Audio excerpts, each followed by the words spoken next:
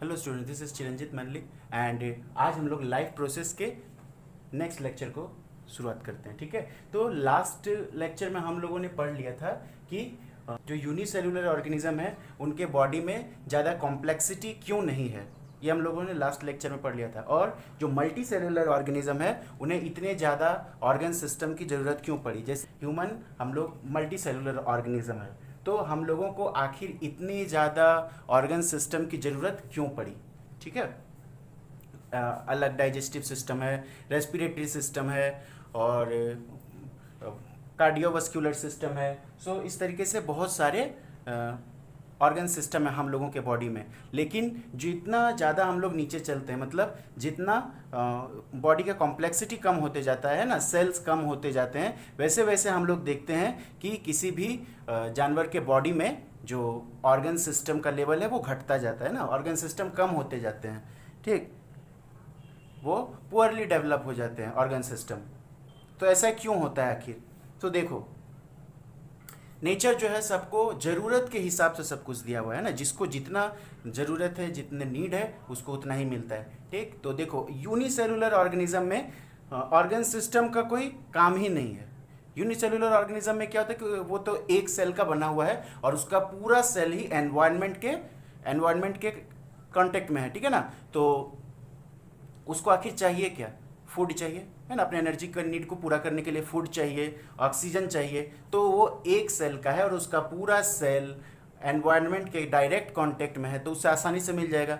लेकिन हम लोगों में क्या प्रॉब्लम है कि हम लोगों का सिर्फ सरफेस के कुछ सेल्स ही जो है वो एनवायरनमेंट के डायरेक्ट कांटेक्ट में है। हम लोग के जो इंटरनल सेल्स हैं, जो हम लोगों के इंटरनल सेल्स है, वो तो डायरेक्ट कांटेक्ट में नहीं है। तो उनको एनर्जी सोर्स सप्लाई करने के लिए, ऑक्सीजन सप्लाई करने के लिए ऑर्गन सिस्टम की ज़रूरत पड़ती है। इसलिए नेचर ने हम लोगों के बॉडी को इस तरीके से डिज़ाइन किया है कि ऑर्गन सिस्टम डेवलप हो गया हम लोगों का, और ताकि हम लोगों के हर एक सेल तक एनर्जी सोर्स पहुंच सके। जैसे कि हम लोगों के बॉडी के हर एक सेल तक फूड को पहुंचाने के लिए, है ना, फूड को पहुंचाने के लिए डाइजेस्टिव सिस्टम बना हुआ है।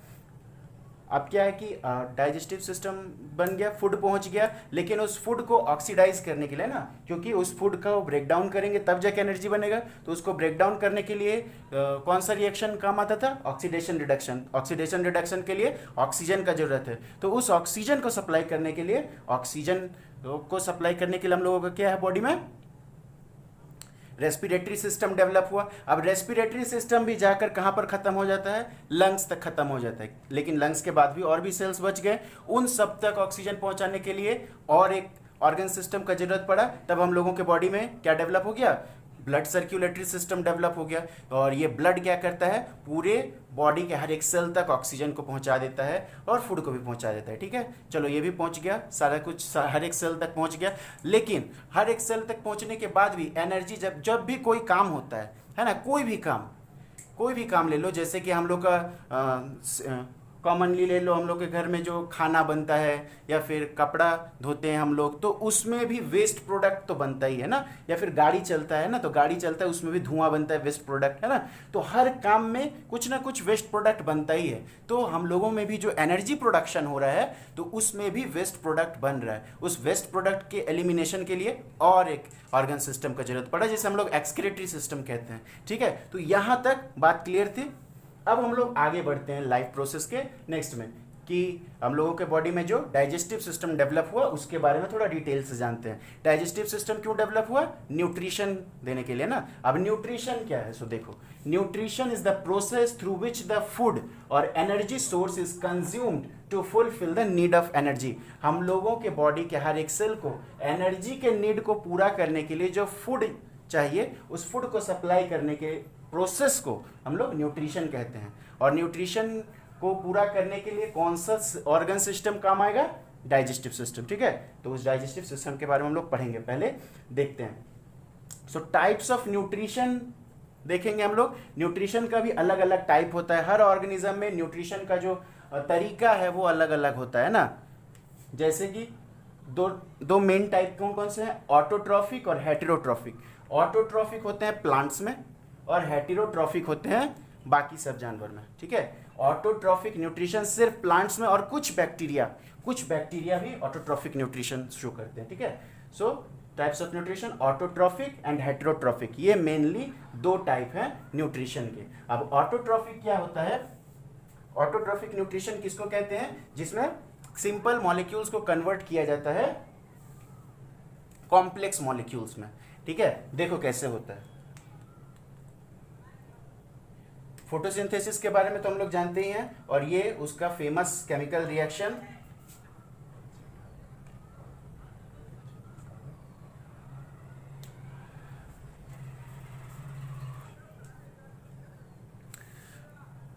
सो फोटोसिंथेसिस के इस फेमस केमिकल रिएक्शन को तो आप लोग जानते ही होंगे। 6CO2 6H2O C6H12O6 plus 6O2, यानी कि कार्बन डाइऑक्साइड और वाटर से मिल करके क्या बनता है?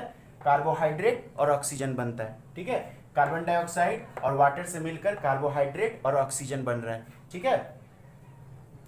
यानी कि कार्बन डाइऑक्साइड और वाटर, ये लोग क्या है? ये दोनों सिंपलर मॉलिक्यूल्स हैं, जबकि कार्बोहाइड्रेट जो है C6H12O6, कार्बोहाइड्रेट या इसको कह लो ग्लूकोज, है ना, ग्लूकोज भी एक कार्बोहाइड्रेट है।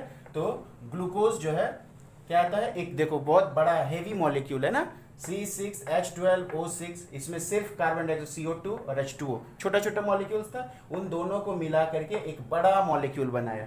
तो ऑटोट्रॉफिक न्यूट्रिशन में यही होता है, यूटिलाइज सिंपल मॉलिक्यूल्स, ये सिंपल मॉलिक्यूल्स को यूटिलाइज करके और उसको कॉम्प्लेक्स मॉलिक्यूल में कन्वर्ट करते हैं। यही इसके न्यूट्रिशन का तरीका है ऑटोट्रॉफिक न्यूट्रिशन में।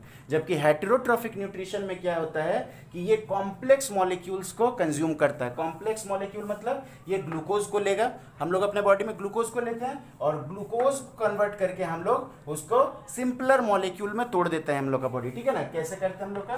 ठीक इसका उल्टा।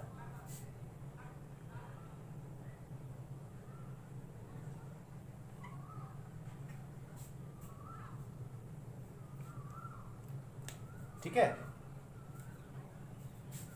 ठीक है। तो देखो यहां पर ठीक इसका उल्टा हुआ, C6CO2 और 6H2O मिल करके C6H12O6 बना रहा था, लेकिन यहां पर C6H12O6 टूट करके क्या बनाया? 6CO2 प्लस 6H2O बनाया है, और जिसमें से एनर्जी इसको मिल रहा है। तो ठीक इसका उल्टा होता है, ये हेटेरोट्रॉफिक न्यूट्रिशन का है और ये ऑटोट्रॉफिक न्यूट्रिशन का है। समझ में आ गया? हेटेरोट्रॉफिक और ऑटोट्रॉफिक में अंतर क्या है? ऑटोट्रॉफिक में क्या होता है? सिंपल मॉलिक्यूल्स को यूटिलाइज करके कॉम्प्लेक्स मॉलिक्यूल्स बनाया जाता है, जबकि हेटेरोट्रॉफिक न्यूट्रिशन में कॉम्प्लेक्स मॉलिक्यूल्स ब्रेक डाउन होकर के सिंपलर मॉलिक्यूल में टूट जाते हैं ना। ये सिंपलर है ना, ये देखो कितना बड़ा मॉलिक्यूल्स था ग्लूकोज, जबकि वो टूट करके क्या बना गया? कार्बन डाइऑक्साइड, वाटर और एनर्जी। समझ में आ गया? अब हम लोग आगे चलते हैं, ऑटोट्रॉफिक न्यूट्रिशन का स्टडी करते हैं, उसके बाद हेटेरोट्रॉफिक न्यूट्रिशन का स्टडी करेंगे, ठीक है। हेटेरोट्रॉफिक न्यूट्रिशन भी बहुत तरीके के होते हैं, उसके बारे में हम लोग बाद में चर्चा करेंगे, लेकिन अभी ऑटोट्रॉफिक न्यूट्रिशन की तरफ आगे बढ़ते हैं। देखो ऑटोट्रॉफिक न्यूट्रिशन कैसे होता है।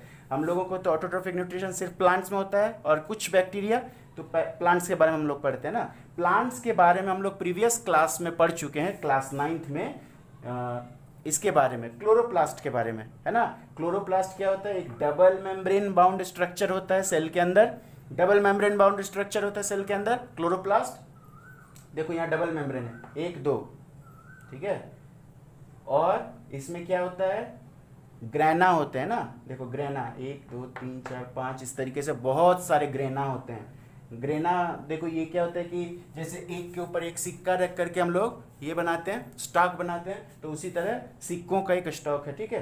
देखो 1 2 3 4 5, जैसे एक के ऊपर एक सिक्का रखा हो, उसी तरह ग्रेना का स्ट्रक्चर होता है। इन ग्रेना में ही जो होता है वो क्लोरोप्लास्ट होता है, ठीक है। ये ग्रेना एक दूसरे से कनेक्ट होते हैं और उन कनेक्शंस को बोलते हैं स्ट्रोमल लैमेली, ठीक है। और ये जो साइटोप्लाज्म भरा हुआ है इसके अंदर, उसको हम लोग क्या कहते हैं? स्ट्रोमा, ठीक है। इसको स्ट्रोमा कहते हैं, इसको ग्रेना कहते हैं, और हर ग्रेना एक दूसरे से स्ट्रोमल लैमेली के थ्रू जुड़ा होता है। समझ में आ गया? ये सब क्लास 9th का है, फिर भी हम तुम लोगों को एक बार रिवाइज करवा दे रहे हैं। डबल मेम्ब्रेन बाउंड क्या होते हैं? बहुत सारे ग्रेना होते हैं उसमें, और हर सब ग्रेना एक दूसरे से इंटरकनेक्टेड होते हैं, किसके थ्रू? स्ट्रोमल लैमेली के थ्रू, ठीक है। और इसके अंदर जो भी लिक्विड भरा होता है उसको स्ट्रोमा कहते हैं। समझ में आ गया? अब देखो ये जो ग्रेना है बहुत सारे सिक्कों से मिलकर बना हुआ है। अब एक सिक्का को यहाँ से उठाते हैं, ठीक है, एक सिक्का को यहाँ से उठाते हैं, उस सिक्के को क्या बोलते हैं? थाइलाकॉइड। यानी हर एक सिक्के को, अगर इसको मान ले कि एक सिक्के का स्टॉक है, तो हर एक सिक्के को हम लोग क्या कहेंगे? Thylakoid. So the grana is a collection of thylakoids, ठीक है, बहुत सारे थाइलाकॉइड मिल करके एक ग्रेना बनाता है। तो एक थाइलाकॉइड को उठाते हैं, एक थाइलाकॉइड को उठाएंगे तो वो उसका स्ट्रक्चर ऐसा दिखेगा, ठीक है, ये एक थाइलाकॉइड है। समझ में आ रहा है? थाइलाकॉइड का ये चारों तरफ मेम्ब्रेन है और बीच में खाली होता है, इस बीच के खाली पार्ट को हम लोग कहते हैं ल्यूमेन। ल्यूमेन से अभी तुम लोगों को लेना देना नहीं है ना, ये हायर क्लासेस का है, फिर बता दे रहे, इसको ल्यूमेन बोलते हैं इस खाली जगह को, ठीक है। और ये है इसका मेम्ब्रेन, ठीक है ना, ये मेम्ब्रेन है और बीच में इसका खाली रहता है। सो इस मेम्ब्रेन के अंदर क्या भरे होते हैं? ये जो ब्लू ब्लू कलर के देख रहे हो यही क्लोरोप्लास्ट है, ठीक है। ये थाइलाकॉइड मेम्ब्रेन, और थाइलाकॉइड मेम्ब्रेन में होता है क्लोरोप्लास्ट। समझ में आ रहा है? तो इस थाइलाकॉइड मेम्ब्रेन में क्लोरोप्लास्ट भरे हुए हैं। अब देखो क्लोरोप्लास्ट कैसे काम करता है। क्लोरोप्लास्ट में ही क्या बोलते हैं? फोटोसिंथेसिस होता है, ठीक है, समझ में आ रहा है? अब देखो क्लोरोप्लास्ट किस तरीके से फोटोसिंथेसिस में काम करता है ना। सो फोटोसिंथेसिस क्या होता है ये आप लोगों को बताने की जरूरत नहीं है। फोटोसिंथेसिस वो प्रोसेस होता है जिसमें प्लांट जो है वो कार्बन डाइऑक्साइड और वाटर को कंज्यूम करके उसे कार्बोहाइड्रेट में कन्वर्ट करता है in the presence of sunlight and chlorophyll, ठीक है। विदाउट क्लोरोफिल के प्रेजेंस के वो नहीं होगा, है ना, और सनलाइट के प्रेजेंस के बिना भी वो नहीं होगा, ठीक है। कार्बन डाइऑक्साइड, वाटर, ये सब तो चाहिए ही, साथ ही हम लोग उसके ऐसे लिखते हैं ना, तो ऐसा इक्वेशन लिखते हैं, है ना, फोटोसिंथेसिस का। तो इसमें हम लोग देखते हैं कि कार्बन डाइऑक्साइड, वाटर, और उससे बन गया ग्लूकोज और ऑक्सीजन, ठीक है। लेकिन यहां पर हम लोग इस एरो के ऊपर हम लोग हमेशा देखना लिखा हुआ रहेगा सनलाइट,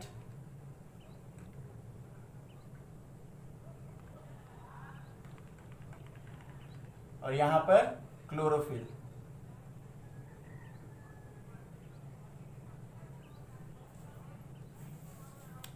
आ रहा है समझ में? यहाँ सनलाइट और यहाँ पर क्लोरोफिल लिखा रहता है। तो इस सनलाइट और क्लोरोफिल का क्या रोल है फोटोसिंथेसिस में, वो सब हम लोग अभी देखेंगे, ठीक, ध्यान से देखना।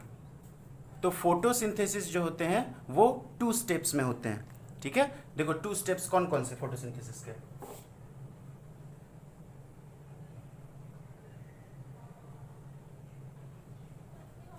ये जो फोटोसिंथेसिस है वो 2 स्टेप्स में कंप्लीट होता है, ठीक है, लाइट रिएक्शन और डार्क रिएक्शन। अब तक हम लोगों ने पढ़ा था फोटोसिंथेसिस का एक सिर्फ रिएक्शन पढ़ लिया था और वो जान लिया था कि कार्बन डाइऑक्साइड यूज होता है, वाटर यूज होता है in the presence of sunlight and chlorophyll. पर अब हम लोगों को थोड़ा डिटेल में पढ़ना है कि आखिर होता क्या है। तो फोटोसिंथेसिस दो स्टेप्स में होता है, एक को कहते हैं लाइट रिएक्शन, एक को कहते हैं डार्क रिएक्शन, ठीक है। लाइट रिएक्शन क्या होता है कि नाम कैसे पढ़ा, देखो, light reaction is directly depends upon the sunlight, ठीक है। ये सनलाइट पर डायरेक्टली डिपेंड करता है ना, अगर सनलाइट नहीं हुआ तो लाइट रिएक्शन हो ही नहीं सकता है। तो सनलाइट के प्रेजेंस में ही लाइट रिएक्शन होगा। और ये क्या करता है? एनर्जी प्रोड्यूस करता है फॉर डार्क रिएक्शन, है ना।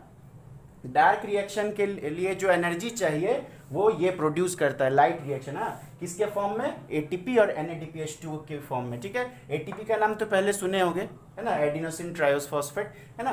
तो एटीपी और NADPH2 भी एक क्या है? एनर्जी का फॉर्म है, ठीक है। सो लाइट रिएक्शन क्या करता है? डायरेक्ट सनलाइट पे डिपेंड करता है और ये एनर्जी प्रोड्यूस करता है डार्क रिएक्शन के लिए in the form of ATP and NADPH2, ठीक। इसी तरह डार्क रिएक्शन, डार्क रिएक्शन में क्या आता है? इसका नाम क्यों पड़ा? इसका नाम इसीलिए ऐसा नहीं पड़ा कि अंधेरा में होता है ना, ये सोचना गलत है कि ये अंधेरा में होता है, ऐसा कोई बात नहीं। डार्क रिएक्शन का नाम ऐसा इसलिए है क्योंकि ये लाइट पे डायरेक्टली डिपेंडेंट नहीं है, उतना जरूरी नहीं है, नेसेसरी नहीं है कि लाइट नहीं हुआ तो डार्क रिएक्शन नहीं होगा, ऐसा नहीं है। डार्क रिएक्शन इसका नाम इसलिए पड़ा क्योंकि लाइट उसके लिए मैंडेटरी नहीं है। लाइट रहा तब भी डार्क रिएक्शन होगा, नहीं रहा फिर भी डार्क रिएक्शन होगा, मतलब उसके लिए मैंडेटरी नहीं है, हो चाहे ना हो, ठीक है। ये क्या करता है डार्क रिएक्शन में? ये जो एटीपी और NADPH2 लाइट रिएक्शन में बना उसको यूटिलाइज करता है, और यूटिलाइज करने के बाद जो कार्बन डाइऑक्साइड वो अब्जॉर्ब किया था, एनवायरनमेंट से लिया था, है ना, उसको वो ग्लूकोज में कन्वर्ट कर देता है। एटीपी और NADPH2 एनर्जी जो कि लाइट रिएक्शन में बना था उसको डार्क रिएक्शन क्या करता है, यूटिलाइज करता है, और उस कार्बन डाइऑक्साइड को जो कि वो एनवायरनमेंट से लिया था उसको ग्लूकोज में कन्वर्ट कर देता है। समझ में आ रहा है? हाँ, तो यहाँ तक हम लोगों का था फोटोसिंथेसिस कैसे होता है, एक ब्रीफ इंट्रोडक्शन। ठीक है, अब नेक्स्ट डे हम लोग पढ़ेंगे कि लाइट रिएक्शन में आखिर कैसे कैसे क्या क्या होता है। ठीक ना, एटीपी और NADPH2 बन तो गया, लेकिन कैसे बना, है ना। इसी तरह डार्क रिएक्शन के बारे में भी हम लोग डिटेल में पढ़ेंगे कि एटीपी और NADPH2 को यूज करके वो ग्लूकोज कैसे बनाया। ठीक है, लेकिन ये नेक्स्ट लेक्चर में। अभी के लिए इतना ही। सो पढ़ाई करते रहिए। Best of luck.